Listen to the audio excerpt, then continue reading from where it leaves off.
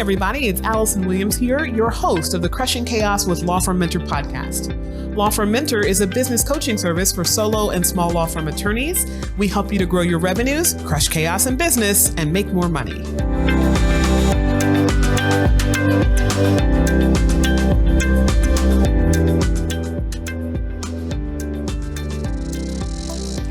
Hi, everybody, and welcome back to another episode of the Crushing Chaos with Law Firm Mentor podcast. And I am your host, Allison Williams, the Law Firm Mentor, where today we're going to be talking about intentional communication. So today's topic is one that I decided to cover because what I see a lot when we are talking about virtual law firms in particular is the fact that people are really struggling with how to create and sustain a positive culture in a virtual law firm. Now, we have already covered some of the pragmatics of virtual law firms and some of the real nuts and bolts things that you have to do in order to be virtual, right? So I'm sure you all have heard, not only on this podcast, but in other places, some of the brass tacks components of what's necessary. Everything from having a paperless office to having a location where you get mail and checks to making sure that your IT infrastructure is set up to accommodate that. But what I think is most challenging for people, and part of the reason why a lot of lawyers just said as soon as their governments were allowing them to go back into an office rather than sheltering in place, they immediately said, yeah, that's what I want because I, quote, miss people, or because I just find that my team is more productive in the office. There are reasons for that, right? And part of it is the lack of intentionality that you will normally find when people believe that all that they have to do to have a virtual law firm is set up the nuts and bolts of how to get the work done, right? There's not enough focus on the culture, both creating it and intentionally sustaining it.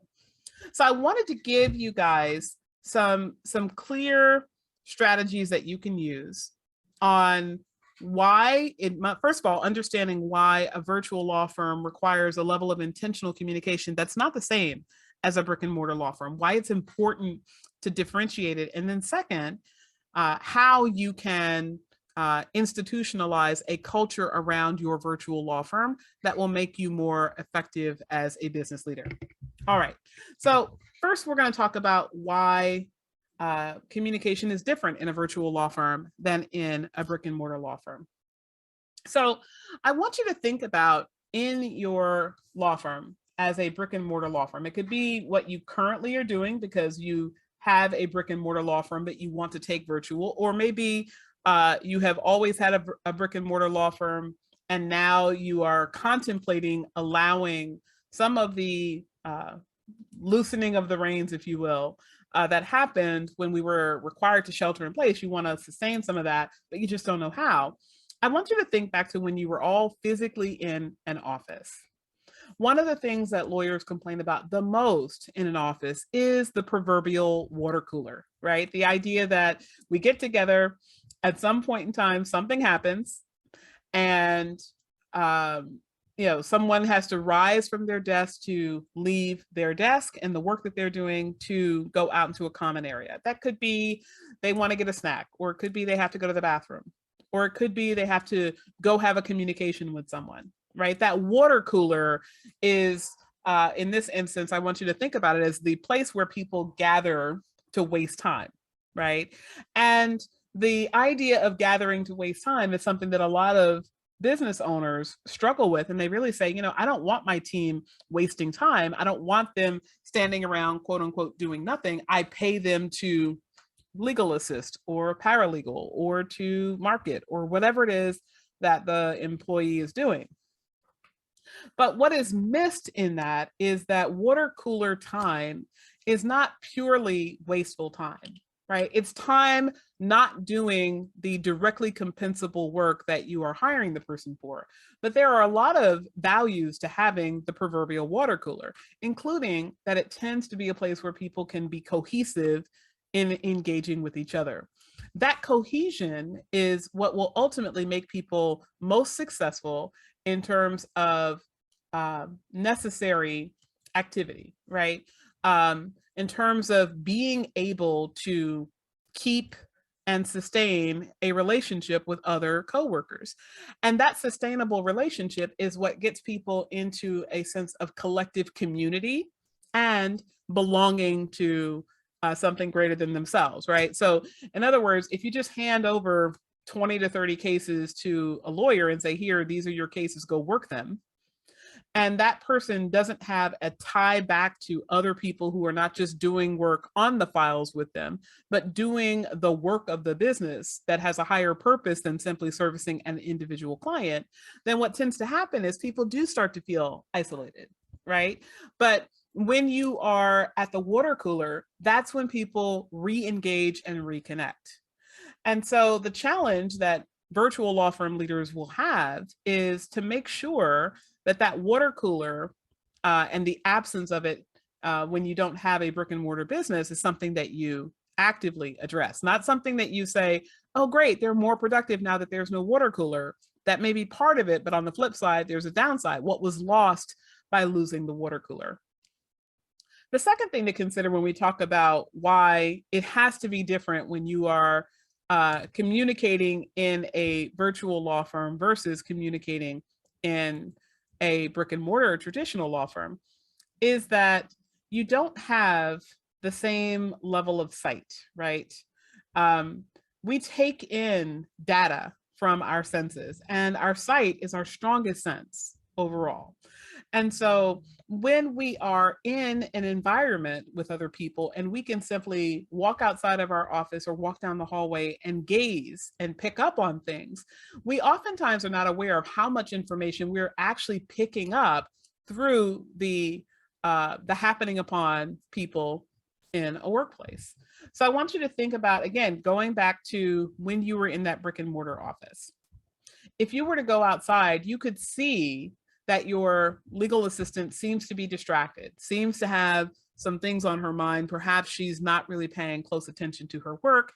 And that could be because she's having problems at home, or because someone is sick, or perhaps her spouse lost his job, right? There could be any number of things going through her mind that have her attention drawn outside of the workforce. You don't have the ability to stop and check in with her when you aren't seeing that she needs that check-in, unless, of course, you're scheduling it intentionally, right? Because just knowing that you would have the opportunity to see that if you were in a workplace together doesn't inherently compel someone to immediately start creating sight unseen moments in the virtual law firm. So you have to be proactive about that before you actually get to a place where you lose all sense of what's going on with your people because you're not with them anymore, okay? The third thing that's really important when we think about why a virtual law firm is different than a brick and mortar and why we must be intentional in our communications around it is that it's really easy in a virtual environment to ease into isolation. It is very, very common that people who are working at home don't have the same level of interaction with the team as they have when they're working in an office, even if they were the type of person who would come to the office, log into, go into their office, shut the door, log into their computer and put their head down, right? Just knowing that there are other people who are a few feet away with whom they could have a conversation if they needed to is a feeling of community that you don't typically have when you have a virtual environment, unless, of course, you are, again, very intentional about how you are creating it. So we're going to take a quick break, but when we come back, I want you to really take these three thoughts into consideration, right? The absence of water cooler, the absence of being able to see other people in the workplace, and the ease with which people can fall into isolation when they are not in a brick and mortar workplace. And we're going to be talking about how to address those strategies, those problems, when we come back from our commercial break.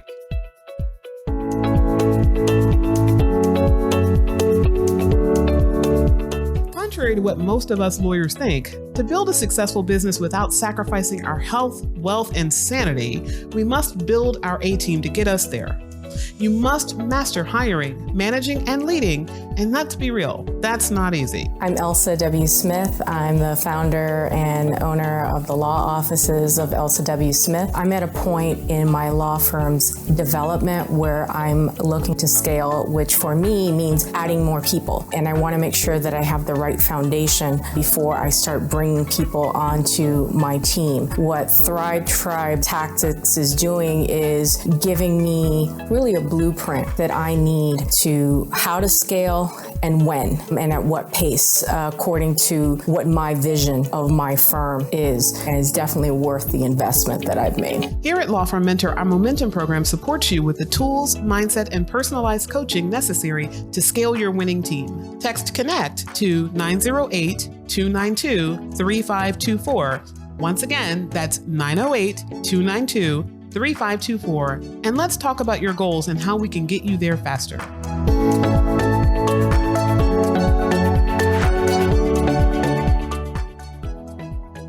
All right, before the break, we were just talking about why it is so different, the level of communication that you have to have in a brick and mortar business versus a virtual law firm. And now we're going to talk about some strategies that you can use to institutionalize intentional communication in your virtual law firm. So the very first recommendation I have for you is that you install some form of communication, right? We in the office, we typically are going to have an intercom system, or we're going to have an inter-office messaging system, text messaging in offices, or we might just, again, be so close in proximity, we can literally step outside and see each other. But here, when we're in a virtual environment, there needs to be some form of mechanism through which you can communicate. A lot of people are favorable to Microsoft Teams. I'm not a big fan of it personally, but I know a lot of people that use it because it comes with their Microsoft suite. And since they're already using Outlook, switching over to Teams or adding Teams is not problematic. Slack is the channel that we use, the process that we use in my law firm, but I know a lot of people that use Slack or Teams. And the benefit of it is that you can segregate out your communications by topic. And so you can actually create very specific channels to talk about very specific things. And so when it's time to search a previous communication, you have a much easier time finding what you need. I know some other law firms, including some of our clients here at Law Firm Mentor, actually use WhatsApp to create groups where they can divide the communications and use their phone the same way that they would be texting in groups on their phone with friends and family. They similarly do that with coworkers, but through WhatsApp. However you choose to set up your communication mechanism, you need to have that mechanism, and you need to encourage people to actually use the mechanism.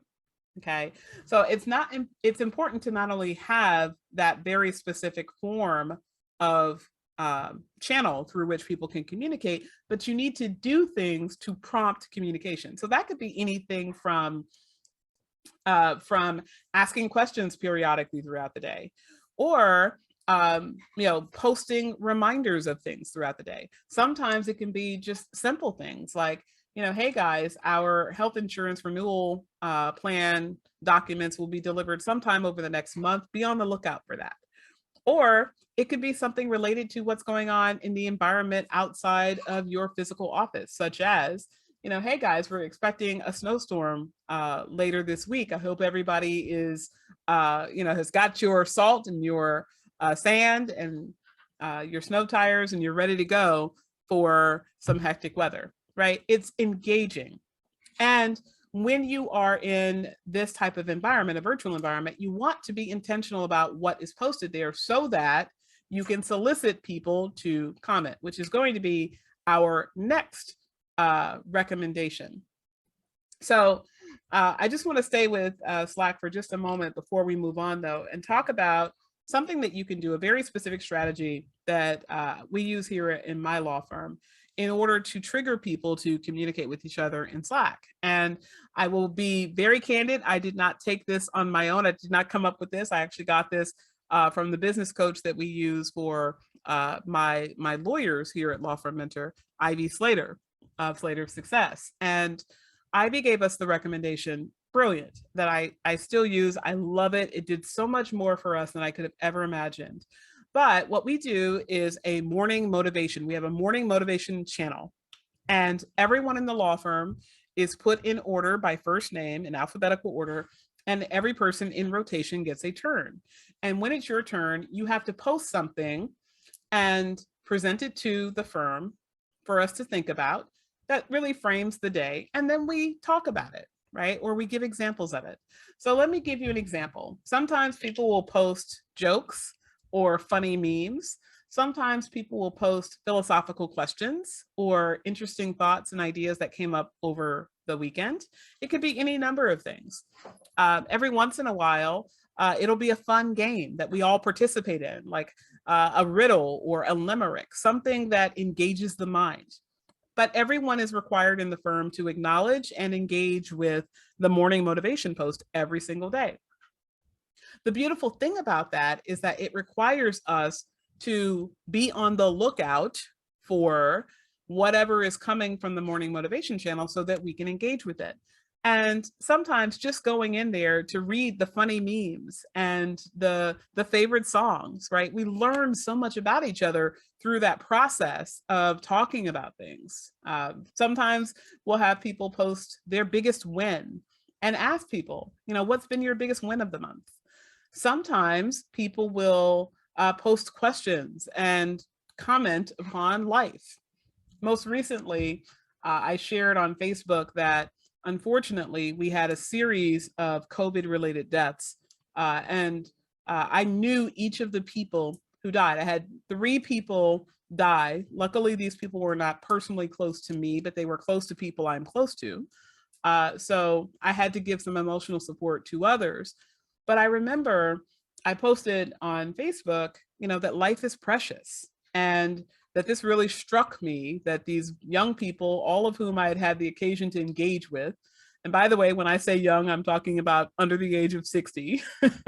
That's now my new young, right? 60 is the new 40. But as a woman in her 40s, when I hear of someone in their 50s dying, it strikes me because, that could be me any day now. And so I commented that life is precious, and several of my employees are Facebook friends with me online, and somebody actually reached out to me and said, this is something that I actually thought about posting in the Slack channel because this person had also experienced several deaths related to COVID in, over an extended period of time, but still several people. And it got this person to thinking about the way that COVID is affecting us all. And, the person essentially asked, would it be appropriate if she posts this in the Slack channel? And I said, absolutely, right? So I want you to be thinking outside the box in terms of getting people to engage. But the beautiful thing about this particular strategy that was given to me by another very smart coach is that it first gets people thinking, gets people looking to communicate, and it also triggers engagement. People comment, share ideas, share thoughts, share examples from their own lives. The other thing that this does is, and this was a very ancillary benefit, is that we have a general channel in Slack. It comes with the setting up of the Slack channel. And every morning, people jump in and say good morning to each other. And I don't even know that I'm going to, own a little bit of my own challenge here. I come into the office really early. So even when I had a full farm full of people, I would not necessarily stop and go around and say hello and good morning to everyone. Not because I wasn't caring about them, but because once I get into work, my mind kind of stays on work, right? My head is down in the keyboard and I don't lift typically until I have to go to the bathroom. But now, because we have this Slack channel, I'm very intentional about saying good morning to my team every single day. And most people in the law firm at some point in time during the morning are going to stop and say good morning to everyone. It really does create a strong feeling of cohesion. In fact, we have been virtual now since the early part of 2020. And notwithstanding that, every time we have a firm gathering, every time we have a holiday party, every time we get together, it feels like a big family reunion. People are excited and happy to be with each other because they have been engaging and talking to each other, not just to do their work, but simply to be a part of the virtual community that we've created. All right, Strategy number 2, daily connects. Now, daily connects are really important. Okay. What daily connects are is we've talked about having defined communication strategies and policies in your law firm. You need to have defined time for people to stop and talk about their work so that delegation is not something that happens kind of on the fly when I'm running from thing to thing and I got to get it off my desk. But instead, you stop and you have meetings with your team to delegate work. You have time where you are meeting with people in the office to talk about big picture strategy in your department. So the marketing assistant is not waiting for something to happen for her to, or for him to market the law firm. The marketing assistant is proactively meeting with people on a schedule to get things to market. Similarly, the lawyers are not waiting until their schedules are overflowing or their desks are about to explode before they're meeting with a paralegal. They have scheduled meeting time to do that. The daily connects, however, allow for every person that is engaged with another person to do their work. They can stop and say, have we gotten everything under our belt? This is not the weekly meeting, right? You're still going to have your weekly meetings that would still be scheduled the same way it would be if you were in your brick and mortar. But the daily connects allow you to stop and talk to your team member to make sure that things are flowing smoothly. A lot of times we pass information now back and forth by email and sometimes by text message when we are, sometimes even by Slack, right? When we are in this virtual environment.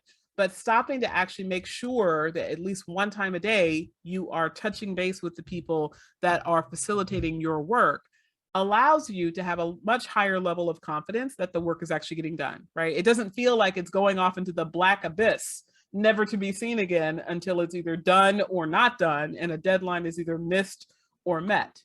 Instead of having that blind trust and faith that we all would like to have in our team members, this reinforces that faith so that when people are, for whatever reason, not able to get to something, falling down because they're emotionally overwrought because of COVID, that has happened a lot more, because they misunderstood something that came in a written communication, didn't follow up on it, misread something, you have an opportunity to course correct every single day, okay? These daily connects don't have to be lengthy. This can be literally a 2 or 3 minute Zoom meeting. This does not have to be lengthy, but what you'll find is that this can add to that, quote, water cooler time that you're missing when you're not in the office together. So it allows people to engage with each other. And what you find is that that does create stronger teams. It creates stronger interpersonal communication, and it gives people a greater sense of getting things done because they know either at the end of the day or the beginning of the next day, they're going to have that daily connect with someone. Think of it like a scrum meeting, right? So for those of you that are familiar with the idea of having a stand-up meeting where we all gather, touch base on what has to get done for that day, that's what a scrum meeting is. This is basically a version of that, but in abbreviated form and electronically by Zoom. Okay, third and final recommendation for intentional communication in your virtual law firm. Praising your team member, your team members, I should say, needs to happen to the company on a schedule. Okay. Now, this is what I like to refer to as catch someone doing something good and promote it. And when we are in our brick and mortar business, right, I've always been very much a proponent of scheduling praise, because I think a lot of people, even though you believe when someone does something worthy of praise, I give it to them. There are a lot of us, a lot of lawyers in particular, but I think it's even more hardwired into solo and small law firm attorneys. A lot of us didn't have those attaboys and attagirls to fuel us, right? A lot of us became lawyers because we had to get things done, whether someone was giving us the attaboy or the attagirl or not. And so it's almost a mark of esteem in our profession that no matter what's thrown at us, no matter how stressful it is, no matter how challenging it is, we hunker down and get it done. And the problem with that, like there's a value to that, but there's also a dark side, right? The dark side is that we not just work with other lawyers, and not everyone had that experience as a lawyer. So there's some people that that's not true for. But when we have that mindset, we oftentimes assume that because we, the entrepreneur, were able to walk to school every day, uphill in the snow, on our hands, blindfolded with rocks on our feet, that somehow our staff were in the exact same position and they would be motivated the same way. And that's simply not true, right? Most people need positive reinforcement. They need those attaboys and those attagirls. And a lot of us need it, and we're just not willing to ask for it, right?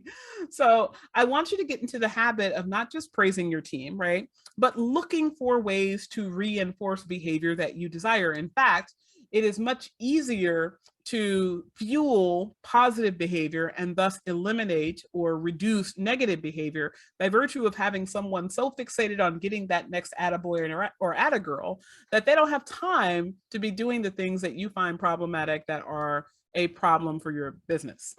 Now, that doesn't mean that when you have an underperformer, you just let them underperform and you praise the things that they do well. You do have to address the underperformance.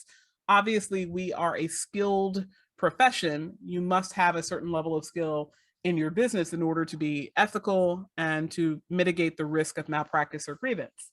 However, when people are incentivized with that positive reinforcement, that praise, they oftentimes usually will do much better. And so for those of us that are not hardwired to praise every time something that we see as a small thing is done well, I want you to get into the habit of putting it on a schedule.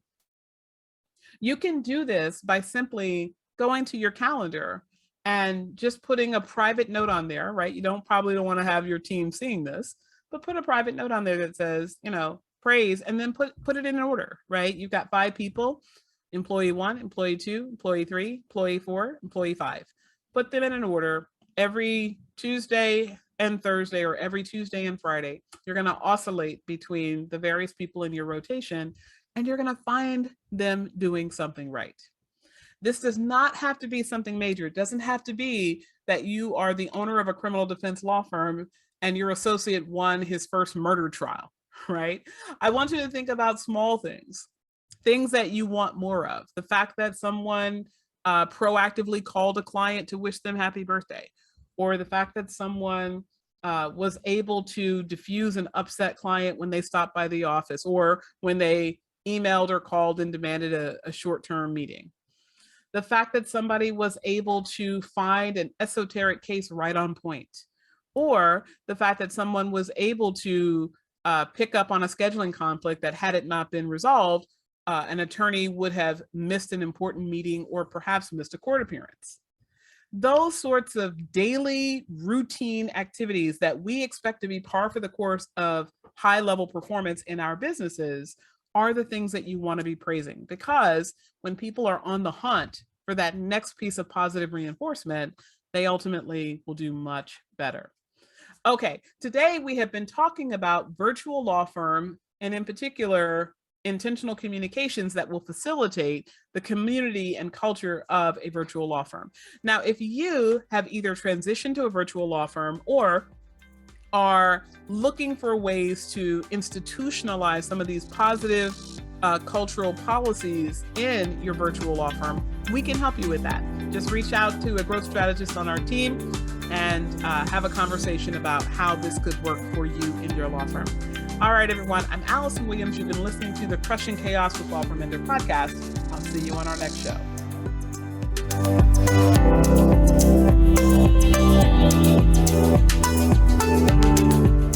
Thank you for tuning in to the Crushing Chaos with Law Firm Mentor podcast. To learn more about today's show and take advantage of the resources mentioned, check out our show notes. And if you enjoyed today's episode, take a moment to follow the podcast wherever you get your podcasts and leave us a rating and review. This helps us to reach even more law firm owners from around the country who want to crush chaos in business and make more money. I'm Allison Williams, your law firm mentor, everyone. Have a great day.